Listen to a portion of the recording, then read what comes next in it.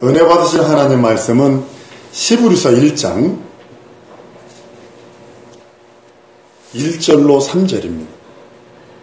우리 다같이 시작. 옛적의 선지자들로 여러 부분과 여러 모양으로 우리 조상들에게 말씀하신 하나님이 이 모든 날 마지막에 아들로 우리에게 말씀하셨으니 이 아들을 만유의 후사로 세우시고 또 저로 말미암아 모든 세계를 지으셨느니라. 이는 하나님의 영광의 광채시요 그 본체의 형상이시라. 그의 능력의 말씀으로 만물을 붙드시며 죄를 정결케 하시는 일을 하시고 높은 곳에 계신 위엄의 우편에 앉으셨느니라. 아멘. 한번 따라왔습니다. 예수님은 하나님의 후사시다.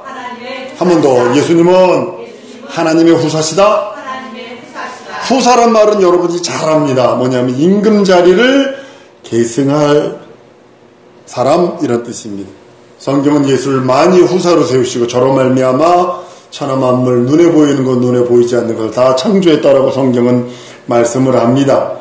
로마서 8장 17절에도 이렇게 말씀을 해요. 자녀면 또한 후사, 곧 하나님의 후사여 그리스도와 함께한 후사니 우리가 그로 말미암아 영광을 받기 위하여 고난도 함께 받는다라고요.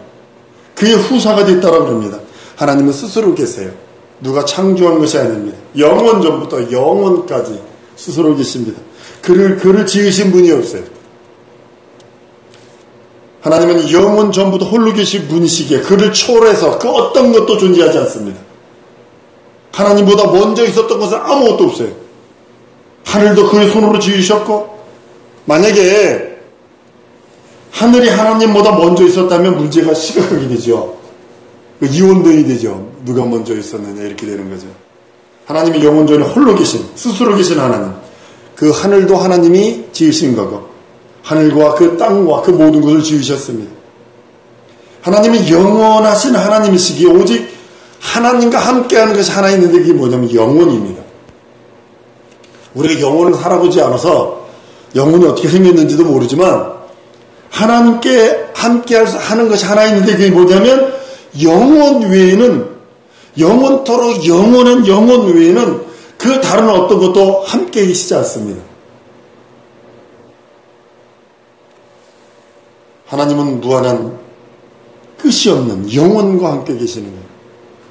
한번 따라하십니다. 하나님은 영원과 함께 계신다. 영원과 함께 계시는 거예요.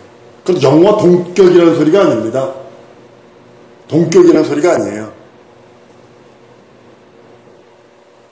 이렇게 하나님, 영원하신 하나님께서 영원전에 품속에 계신 독생자를 후사로 세우시고 그를 위해 하늘과 땅과 눈에 보이는 걸 다 같이 창조하시고 그 영원전에 계획했다라고 성경은 그 후사를 보좌에 앉힐 그 하늘도 창조했다라고 말씀합니다. 하늘이 생긴 다음에 비로소 하나님이 아들을 보좌에 앉힐 계획했다는 것이 아니라 하늘을 창조하기 이전에 하나님께서 후사를 정하셔놓고 하늘을 지었다는 소리가 됩니다. 하늘에 계신 우리 아버지요 할 때 여기서 말하는 하늘은 영계를 뜻해 육체의 눈에 보이는 우주계가 아닙니다. 70년대에 떠난 그 아폴로호가 그 명왕소인가요? 그쪽 가가지고 반대로 탁 카메라를 돌려서 사진 찍은 거 딱 보면 여러분들 핸드폰에 먼지 하나 붙은 것처럼 이렇게 지구가 고구마는 조그만 거. 제가 먼저 한번 보여드릴게요. 기가 막힙니다. 기똥차입니다. 인간이 만든 것 중에 최고로 멀리 간 거래, 그게. 인간이 만든 것 중에. 근데 보니까 거기서 카메라 돌려서 딱 지구로 찍어 놓는데, 여러분, 핸드폰에 먼지 하나 붙어 있는 거. 우라노이스 그러면 그 신들이 하늘을 뜻하고 있는 겁니다. 바로 하늘은 하나님이 창조하셨고, 그 하늘 안에 우주를 창조하시고, 눈에 보이는 물질계나 눈에 보이지 않는 영계, 모든 것이 그의 말미암아 지었다라고 말씀을 합니다. 하나님께서 하나님의 아들을 우주 속에 오게 하시고 하나님 나라 가게 하신 이유가 있습니다.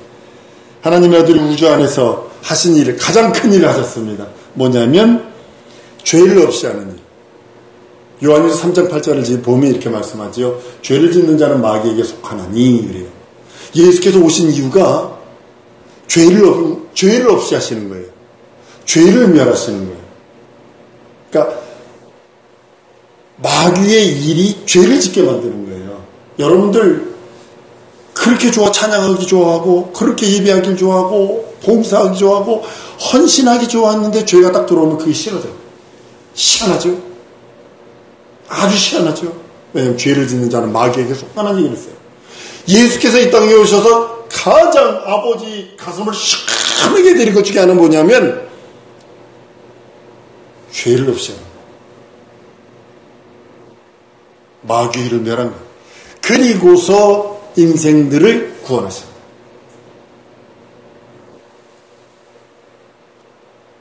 창조하기 이전에 하나님께서 이 계획을 하십니다. 품속에 독생하신 하나님이 죽음을 맛보시려고 이 땅에 오셨다라고 성경은 말씀을 합니다. 영원하신 하나님의 아들을 후사로 정하시고 아들을 위하여 창조하신 하늘은 하나님 우편에 두시고 거기에 보좌가 있지만 아직 그 보좌에 아들이 오르기 전에 천사들이 먼저 있었거든요. 근데 천사가 반란을 일으켜요. 당신만 하나님이요 나도 하나님 되겠어. 내가 높은 구름들을 위해서 내가 비기겠어. 그를 흑암에 가두시더니 예수께서 오셔서 이 우주 속의 흑암, 음부라고 하는 것. 많은 사람이 학자들이 음부를 해석을 합니다. 발밑을, 땅 밑을 음부라고 생각합니다. 이거 잘못된 겁니다. 마귀가 있는 곳이 음부입니다. 음부의 권세가 이기지 못하는 교회를 세우겠다 하는데 마귀가 있는 곳이 음부이고 이 세상이 음부입니다. 음부의 개념은 뭐냐면 음부의 뜻이 떨어지다 이런 뜻이에요. 떨어지다 저 밑에 이런 의미예요. 그러니까 하늘로부터 떨어지는 거, 영계로부터 떨어지는 거 하면 딱 맞아 떨어져 여기. 여기 오셔서 예수께서 오셔서 죄를 없이 하시는 일 하시고 그리고 비로소 2000년 전에 하나님 보좌 우편에 좌정하고 계셔서 좌정하시고만 끝난 것이 아니라 보혜사 성령을 보내셔서 동일하게 역사하시는 것들을 보게 됩니다. 하나님께서는 하나님이 예정하시고 하나님이 준비하신 그거 하나님에게는요 약한 점이 하나도 없어요. 부족한 점이 하나도 없어요. 하나님이 하시는 일은 전부 다 의롭고 하나님이 하시는 일은 모두가 다 의롭고 선하십니다. 이렇게도 할 수 있죠. 축복도 선한 것이지만 저주하는 것도 의로운 일입니다. 하나님 편에서는 축복도 의로운 일이지만 저주하시는 것도 의로운 일입니다. 생명을 살리는 것도 의로운 거지만 죽음을 명령하는 것도 의로운 일입니다. 많은 목사님들이 여러분 찬송가 중에 몇몇 찬송가를 보면요 막 가슴이 쩌릿쩌릿합니다. 아빠가 엄마하고 교회 가서 예배 드리러 저녁 예배 들어갔다 오는데 갔다 와보니까 집이 호로록 타서 자식들이 다 죽었어. 불타서. 부모 입장에서 어떻게 했어요? 나 예배 드리러 헌신하고 하나님께 설교하고 예배하러 갔는데 예전에는 이 등이 아니라 초 켜놨잖아요. 초 켜놓고 에다가 불난 거야. 원망하지 않았겠어요. 근데 시편 찬송을 써가지고 이 생키라는 사람이 그것을 보고 막 감동해서 글을 쓰고요. 감동해가지고 찬송가 해놓은 것이 엄청나게 많습니다. 근데 그것이 다 의로워요. 하나님 편에서. 그것이 다 생명이에요. 하나님이 세상에 보내신 독생자 예수 그리스도는 육신을 입고 오십니다. 사람처럼 오셨어. 그래도 사람처럼 아버지의 계명을 받아야 돼요. 그런데 예수께서 아들에게 주신 계명은 뭐냐면 죽을 수 있는 계명과 살 수 있는 계명을 주어서 보냈다고 성경은 요한복음의 10장에 말씀을 합니다. 그리고 그 계명을 아버지로부터 죽을 권세와 살 권세를 아버지로부터 받아왔는데 베드로가 죽지 마세요. 그러니까 사단아 이래버리잖아요. 그죠? 아버지로부터 한번 따라합니다. 아버지로부터 받은 계명은 반드시 이뤄야 된다. 이거 예수님의 사명이에요. 그걸 반대하니까 사단아 이래버리잖아요. 예수는 오셔서 사람처럼 오셨기 때문에 예수님도 의지가 있습니다. 겟세마네에서 피땀 흘리는 기도를 보면 의지가 있었다는 것을 보게 됩니다. 이런 일 저런 예수님의 공생애를 가만히 들어보면 아주 의지가 얼마나 강하고 의지가 얼마나 독특하고 의지가 얼마나 세련됐는지 모릅니다. 순종할 수도 있고 거역할 수 있는 의지. 사람 육체로 오신 하나님이시지만 두 가지 계명을 받습니다. 그래서 죽음을 그래서 맛보시는 거예요. 주님은 아버지로부터 계명을 받아 죽음을 맛보시고 아버지가 부활케 하신 생명으로 말미암아 부활하시는 거예요. 근데 인생들에게는요, 죽을 권리가 없어요. 죽음을 맛볼 계명을 받은 적이 없어요. 그래서 살인은 자살을 용납 안 하는 이유가 뭔지 아세요? 한번 따르면 인생에게는 죽음에 대한 계명을 주신 적이 없다. 근데요, 아담과 이브가 맨 처음에 하나님의 계명을 뭘 줘요? 먹으면 죽으리라 그랬잖아요.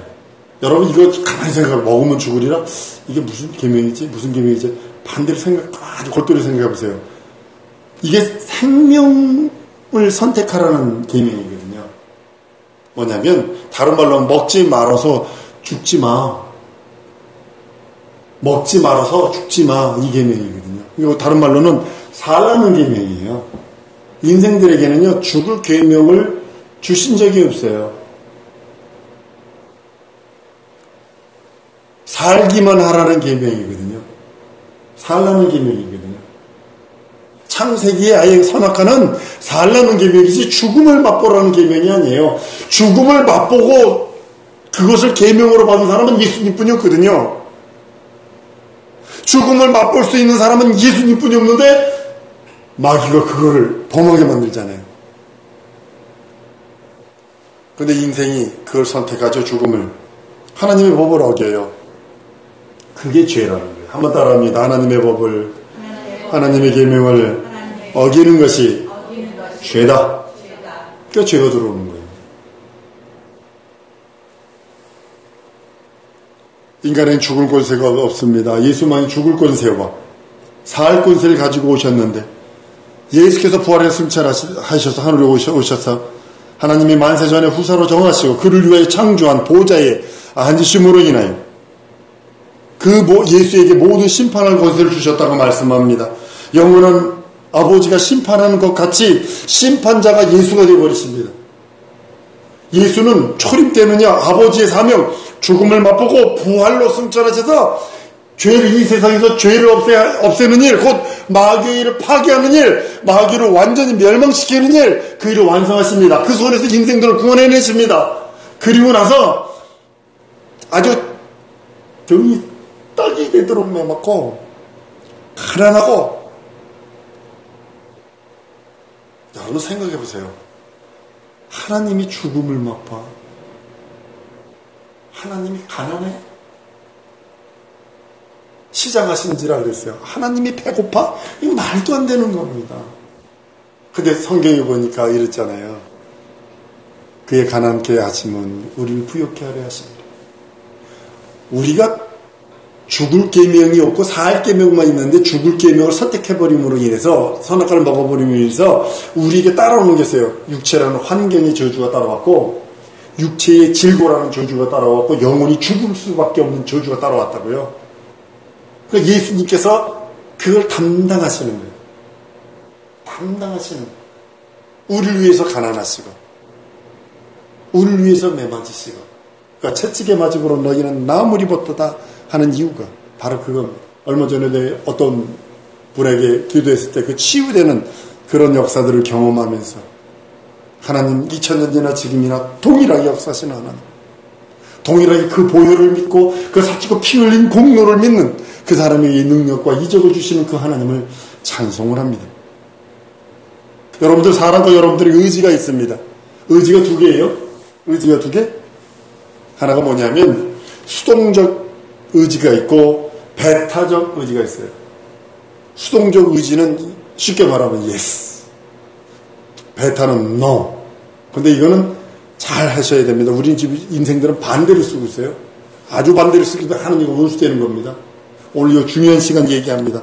하나의 의지는 뭐냐면 의를 행한, 하나님의 말씀을 수용하고 하나님의 말씀에 대하여 수용하고 그 말씀 따라 살고 그 말씀 따라 yes 하는 것이고, 불이나 저주나 죄악에 대해서 no, 하는 의지를 주신 거예요. 쉽게 말하면. 근데 우리는 반대로 쓰죠? 어떻게 써요? 육체에 좋아하고 육체에 막 그러는 거 보면, 야, 우리 목사님들도 깨구리복 딱 입혀놓으니까요. 지나가는 아가씨한테, 시아가씨한테 다 예비군 훈련하는데, 아주 나 그거 보고서 충격을 먹어서 목사님들, 전도사님들만 모여가지고 예비군 훈련을 했어요. 그랬더니 예비군복을 딱 입혀놓으니까 딱 누워가지고 여자분들, 처녀들 지나가니까 휘파람 불고 시아가씨 하더라고. 그래가지고 전도사 맞죠? 목사 맞죠? 이제 그런 적이 있습니다. 인생 속에는요, 쓰지 말을 걸 반대로 쓰고 있어요, 지금요. 의지를 반대로 쓰고 있다고요. 진리와 생명과 거룩함에 대해 예스하는 것이 그걸 거부해버리고, 죄와 저주와 사망을 끌어안아버린다. 예스에 따라간다고요. 천사가 그만 불의를 향한 의지를 사용합니다. 배타성을 사용해버려요. 하나님, 당신만 하나님이면 나도 하나님 되겠어. 이거 사용하지 말라고 준 거거든요. 만약에 배타성과 수용성이 없으면요, 로봇입니다. 인생은. 로봇. 하나님은 사람을 로봇으로 짓지 않으셨어요. 약간 그 지체장애를 갖고 있으신 분들, 지능이 좀 낮으신 분들은 정상적으로 여러분들은 한 시간도 그 일 못합니다. 근데 그 사람들은 열심히 합니다. 왜냐면 요걸 갖다 여기다 끼고 요거 하는 단순 작업이요. 우리는 미쳐버립니다. 단순 작업. 한 시간만 하면. 근데 그들은 재밌어 가면서 그거 합니다. 재밌어 하면서 그걸 합니다. 그러니까 나는 혼자 할 걸 8명이서 하는데 난 미쳐버리겠더라고요. 그거 이렇게 보니까 미쳐버리겠더라고. 그러니까 지능이 낮으니까 어쩔 수 없이 그걸 그렇게 해서 그들도 일함으로 인해서 이제 월급을 줘야 되니까 이제 지체장애자들을 그래서 하는데 그 로봇 마치 로봇가 보면 여러분들 자동차만 들면 삑삑삑삑삑 하잖아요. 근데 그 중요한 건 사람이 들어가서 딱 하죠. 중요한 건 사람이 다 한다고요. 만약에 수용성과 배타성, 수용성만 있다면 쉽게 말하면 우리 자매에게 밥 먹었어요? 그러면 밥 먹었으면 뭐라 그래요? 밥 먹었어요 그러지. 근데 만약에 수용성만 있으면 뭐냐면 밥 먹어 그러면 배가 터지도록 먹고 또 먹고 또 먹고 붕어처럼 붕어는 밥을 계속 주잖아요. 자기 배가 터졌는데도 먹어. 붕어가 왜 만들어졌는지 아세요? 뭐 관상이 아닙니다. 그 거북이 먹이로 만든 거랍니다. 그게 알을 막 수천 개씩 나니까 그거 하려고 만든 거래요. 근데 붕어가 이게 좀 떨어져가지고 먹이를 계속 주면 자기가 이게 터졌어. 위가 터져가지고 내장이 터져가지고 나왔는데도 먹이 계속 먹는데야. 배타성이 있으니까 어떻게 해? 먹었어요. 딱 그런다. 안 먹었으면 안 먹었는데요. 저는 친구 집 같은 데 가면 딱 들어가면서 그래요. 이러지 않아요. 언니 배고파 밥 줘 이러고 들어가는. 그럼 네 집이냐? 엄니라고 그랬잖아요. 그러면 그래 그건 맞아. 밥 찾아 먹자. 그래 밥 챙겨준다고. 난 배고프다고 그래. 안 먹고 목회자가 돼가지고 이제 그다음부터 못 되겠더라고요. 그걸 어떻게 했냐면 먹었다는 소리 거짓말하기 싫으니까 가다가 물이라도 한 잔 마시고 가가지고 먹었다고요. 수용성과 배타성이에요. 이게 의지라는 거예요. 의지라는 거예요. 한번 따로 의지에는 수용성과 배타성이 있다. 네, 이게 인생들의 의지입니다. 여러분들이 선택해야 됩니다. 수용성은 다시 한번 수용성은 뭐냐면 진리의 말씀, 생명의 말씀, 영원한 말씀, 하나님 말씀에 아멘 순종하고 그 뜻 따라 가는 것을 수용성이고 배타성은 이 수용성을 도우라고 준 것이 배타성이거든요. 죄가 들어오는 거 막아야 돼. 안 돼! 쉽게 말하면 글로벌 시집도 안 간 애가 엄마한테 엄마 나 지금 남자친구 생겼거든. 오늘 저녁에 그 친구 같이 자도 돼. 그럼 이건 나도 죽지 이건. 만약에 배타성이 없으면 그렇게 된다는 거예요. 배타성이 없으면 그렇게 되는 거예요. 지금 세상을 반대로 쓰고 있죠. 이것은 문제가 되는 모습을 보게 됩니다. 인간에게는 육체와 영이 있습니다. 육체 속에는 불의를 사모하는, 불의를 흠모하는, 죄악을 그리워하고 통교하는 의지가 숨겨져 있어, 저 밑에. 그러나 영에는 하나님의 의를 사모하고 하나님의 그 능력과 하나님의 그 나라의 본향에 대한 그리움이 있습니다. 성경 육신으로는 하나님과 원수되고 영으로는 하나님을 섬기고 그 뜻대로 움직일 수 있다고 성경 말하는 이유가 바로 거기 있는 겁니다. 육신이 하나님과 원수라는 말은 육신 자체가 하나님과 원수라는 소리가 아니라 육신의 일, 정욕적인 일, 세속적인 일, 그것이 하나님과 원수가 된다는 겁니다. 의를 향하여 나가려는 것을 끝없이 잡아당기는 게 육체요.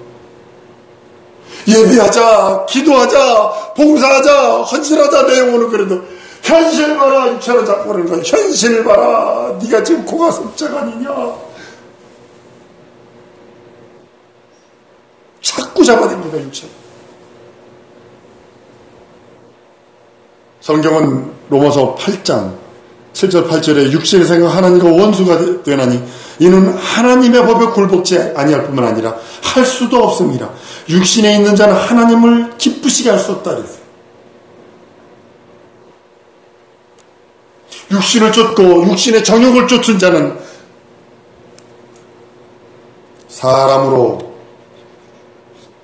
완전 잘 나간다 할지라도 하나님에게는 원수입니다. 그래서 우리 젊은 글로벌 리더들 남자 만날 때 조심해야 되는 이유가 그거예요. 예수 믿지 않는 종자는 종자가 틀려. 종자가 틀려. 믿음 좋지 않은 것들 만나면 아주 이거 대처가 됩니다. 이거 목사님 딸도 어떤 사람 만나거든 무당됐어. 선교사 딸 지금 예수도 안 믿어. 미국에서 누구하고 결혼했는지 알아? 머리 좋은 형제하고 결혼했거든. 근데 교회 안 나가. 그러니까 신랑이 따라 안 나가는 거야. 제 주위에 이런 간증들이 너무 많습니다. 인간의 육신 거울을 보면요 다 비춰봅니다. 하루에도 여러 번씩 봅니다. 사모가 나보고 머리 다시 한번 빗으세요. 거울 보고 빗으세요. 여기가 뻗쳤어요. 저기가 뻗쳤어요. 나는 모르지. 뻗쳤는지 어떻게 알아보니 거울 보고 그렇네 이렇게 하잖아요. 하다못해 밥 먹다가 뭐가 되면 하다못해 떼어주지 않으면 밥풀이라도 여기 하나 붙으면 괜히 칠뜨기 같이 보여. 그죠? 칠뜨기 같이 보여. 여자분들 밥 먹을 때 이 주위에 뭐 이렇게 있으면 다시 보여. 그래서 그 사람이 다시 보여. 진짜로 예쁜데 뭐 음식 먹을 때 막 이렇게 묻히고 뭐 이러면 다시 보인다니까. 하다못해 남자도 이렇게 먹으면 속에서 돼지님이 현신하셨나 이 속이 자동적으로 올라와. 근데 거울 보면 알잖아요. 뭐가 어떻게 됐는지. 근데 여러분의 영혼은 거울로 안 보여요. 그걸로 여러분의 영혼을 볼 수 있고 내 영혼을 바로 볼 수 있는 건 성경뿐이 없어요. 성경을 통하여 그 말씀을 통하여 자기 영혼을 보고. 근데 성경을 안 읽어. 안 들으려 해. 인간에게 성경으로만 자기 영혼을 볼 수 있고 인간에게 하나님께서 거울을 주시고 자기 영혼을 밝게 들여다볼 수 있고 자기 영혼을 온전히 알 수 있는 유일한 길을 성경을 통하여 우리에게 주셨는데도 성경 들어보면 아브라함이 이삭을 낳고부터 졸기 시작해가지고 한참 있으면 성경책에서 코를 쳐박고 잤어. 그래서 성경이 이렇게 두꺼워져서 침에 이게 떡이 돼가지고 어떤 건 붙어가지고 안 떨어져. 영혼의 상황이 드러나는 것은 성경뿐이 없습니다. 육신은 어느 날 먼지로 돌아갑니다. 그때 육신이 저질러 온 선악의 결과는요, 영혼이 그대로 짊어져야 된다는 사실을 아셔야 합니다. 육신이 헌신하면 그것도 영혼이 믿고 의지하고 헌신하는 것도 자기 영혼이 그대로 상급받지만 육신이 불순종, 불신앙, 불의한 것도 자기 영혼이 그대로 짊어져야 된다는 사실입니다. 회개치 않습니다. 만약 육신이 전부로 알고 육신의 즐거움만 찾는다면 마지막 날에 절망일 것입니다. 어느 날인지는 모르죠. 영혼의 때가 각각 다릅니다. 훅 갑니다. 영혼은 육신을 떠나지만 육신이 지은 죄를 전부 다 도말하지 아니하고 떠나면 절망이라는 겁니다. 부모님 돌아가실 적에 난 우리 아버지 귀에다가 이랬어요. 아버지 회개하고 가시오. 예수 이름으로 회개하시오. 아버지 회개하시오. 회개하시오. 살려주세요. 나 이러지 않았어요. 기도하면서 우리 아버지 살려주세요. 불쌍한 우리 아버지. 나 이러지 않았어요. 우리 아버지 귀에다 대고 간절하게 아버지 회개치 않으면 절망입니다. 회개하시오. 회개하시오. 회개해서 깨끗한 영으로 하나님께 가시오. 깨끗한 영으로 주비우시오. 깨끗한 영으로 하나님 앞에 서시오. 가장 큰 효도가 뭔지 아십니까? 죽기 전에 죽지 마! 이게 아니라 회개하고 가. 회개해. 예수 고요를 의지하고 회개하고 가. 육신이 지은 죄의 결과는 자기 영혼이 부담해야 된다는 사실을 알아야 됩니다. 한번 따라합니다. 죄는 내 육신이 짓고 책임은 내 영혼이 져야 된다. 그러니까 즉시 죄는 버리세요. 들고 있지 마세요. 생각나면 무조건 회개하세요. 손발 닦듯이 하다못해 밥 먹고 나면 여러분 뭐예요? 이빨 닦아요. 저는 과자만 먹어도 이빨 닦습니다. 그렇게 하면 닦아내는 거예요. 육신이 죽었다고 해서 영혼도 함께 사라지는 것이 아니기에 육신이 저질러 놓은 것들, 그 저질러 놓은 결과물 심판이라는 영원한 그 하나님 앞에 서야 되는 날이 있다는 사실입니다. 근데 예수님께서 오셔서 이게 사랑이요. 이게 이제 크라이막스거든요. 예수님께서 하나님의 아들 십자가에 죽고 부활하셔서 그 죽음. 한번 다른 예수의 죽음이 나에게는 은혜다. 근데 객관적으로, 인간적으로 크게 보면 아닙니다. 여러분도 죽음이 은혜가 됩니까? 동물 죽은 거 보면 이러지 않나? 사람 죽은 거 봤어? 전 사람 죽은 걸 목회자이기 때문에 여러 염을 했어요. 여러 사람 염을 했는데 그게 은혜가 됩니까? 자기 부모 정 뛴다고 그래서 자기 죽은 부모 마지막 그 염할 때도 보지도 않고 눈 밖에도 오오오 이렇게 우는 사람도 나 봤는데 우리 친척 누구랑 나 얘기도 안 해. 내가 소리 질렀다고 그 사람들한테. 인간적으로 이성적으로 죽으면 이성이 우리에게는 지금 피하는 거예요. 피가 은혜가 돼? 피가 쫙 흘러나오는 게 은혜가 돼? 그냥 떡이 되게 두들겨 맞았는데 그게 은혜가 돼? 가난해가지고 아주 예수님의 통으로 찌들게 가난해서 먹을 것이 없어가지고 하다못해 무화과 나무 밑에 먹을 것이나 그것이 은혜가 돼? 한번 따라합니다. 하나님의 가난은 나의 부유요. 하나님의 내맞음은 나의 치유요. 하나님의 죽음은 나의 영원한 은혜다. 이거 잊어버리시면 안 됩니다. 예수의 죽음이 인간에게 은혜가 되는 이유는 인간의 육신이 저지르는 모든 죄의 결과를 영혼에 미치기 전에, 심판에 미치기 전에, 심판에 다다르기 전에 인생들이 육신이 있을 적에 예수 그리스도의 그 공로 힘입어, 예수의 죽음을 힘입어, 예수의 피를 힘입어, 예수의 살찌고 피 흘린 그 공로를 힘입어 나를 살려주시는 그 은혜와 은총 속에 거하시길 원하시는 겁니다. 예수의 죽음과 부활의 능력이 세례로서 나타나잖아요. 세례가 중요하고 침례가 중요한 이유가 예수 이름으로 받습니다. 물속에 잠기는 일. 그래서 나의 옛사람은 죽어버리고 나의 사망, 나의 저주, 나의 안 된 것은 죽어버리고 예수 그리스도와 함께 부활로서 그것이 이루어지는 모습을 봅니다. 예수 그리스도의 죽음과 부활에 대한 효력과 경험, 이것이 우리 영혼과 육체, 구분할 수 있게 되는 그런 모습이기도 합니다. 물속에 잠기는 순간에 옛사람이 죽어버리고 적용의 사람이 죽어버리고 예수 그리스도 새 사람이 되는 것이 바로 세례고 침례입니다. 전 장로교 목사님께서 침수례를 합니다. 우리가 그리스도 이름으로 세례받고 침례받는 것은 그리스도가 나의 과거의 모든 것을 완전히 담당해버렸다고 시인하는 겁니다. 나의 죄, 나의 저주, 사망 다 담당했다고 고백하는 겁니다. 그리스도는 인간의 육신이 지은 죄의 대가, 영원토록 영원히 지옥 가서 받아야 할 그 죄의 대가를 전가되기 전에, 우리 영혼으로 전가되기 전에, 그것이 넘어오기 전에, 형벌 받기 전에 그리스도의 보혈로 정결하게 씻기를 원하시는 겁니다. 예수 안에 속한 사람은 옛사람은 장사됩니다. 이제는 그리스도에게 속한 순종할 수 있는 사람, 영의 사람, 그리스도의 사람. 그래서 여러분 순교자가 그렇게 많이 나오는 이유가 뭘까요?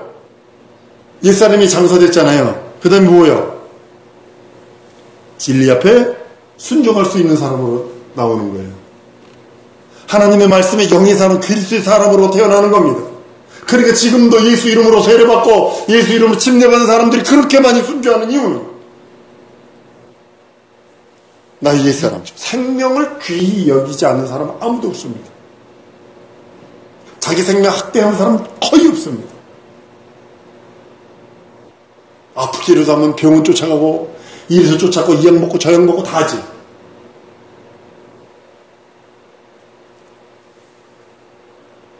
물속에 들어가므로 옛사람이 죽어버리고 육신의 사람이 죽지 아니하면, 다시 말해 영혼과 육체를 분리시키지 아니하면 영혼이 저주를 받아야 합니다. 한번 따라합니다. 세례로 침례로 내 영혼과 육체를 분리시켰다. 그리스도와 물속에 들어가면서 나는 옛사람을 죽어버린 거예요. 정욕의 사람을 죽어버린 거예요. 올라오면서 진리에 순종할 수 있는 사람, 영원한 그 하나님의 행복을 누릴 수 있는 사람, 하나님의 자녀되는 권세를 누리는 사람, 그 사람으로 변화된 겁니다. 하나님의 의가 머물 수 있고 하나님의 영원한 생명이 머물 수 있는 것이 세례인들에게만 있는 거예요. 하나님께만 순종만 있을 뿐입니다. 하나님께 신앙만 있는 겁니다. 기쁨으로 하나님께 나아갈 수 있는 자격을 비로소 얻은 것입니다. 천사는 육체가 없죠. 천사가 육체가 없기 때문에 뭐냐면 한 번 타락하면 끝입니다. 쉽게 말하면 그들은 장래 지낼 것이 없어요. 천사에게는 장래 지낼 육체가 없어요. 그 타락하면 그것으로 끝입니다.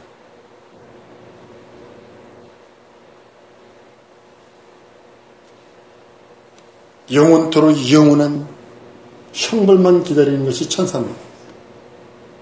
여러분들이 천사도 심판한다고 성경은 말씀하고 있어요. 하늘나라로 올라가서 천사들을 심판할 권세가 있다는 거예요. 천사에게도요, 임의로 배타성과 수용성이 다 있어요. 천사에게도. 근데 한 번 딱 타락하면 회복이 안 됩니다. 인간은 그 의지를 가지고 이제는 그리스도와 연합한 그 연합으로 인해서 하나님의 뜻대로 진리에 순종할 수 있는 의지, 생명, 하나님의 의를 이룰 수 있는 의지, 하나님의 나라를 사모하며 동경하며 흠모할 수 있는 의지가 있습니다. 사랑하는 여러분, 하나님의 후사인데 후사로서의 그 모든 일들, 고난도 함께 받는데 후사로서 알아야 될 것들이 많습니다.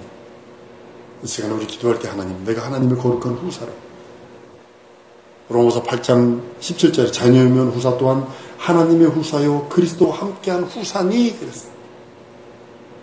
그리스도와 연합하고 그리스도로 인하여 그리스도의 거룩함이 드러나게 하시옵소서. 후사로서의 그 모든 것들이 내 영혼에 채워지게 하시옵소서. 이 시간에 예수의 한번 부르고 기도할까요?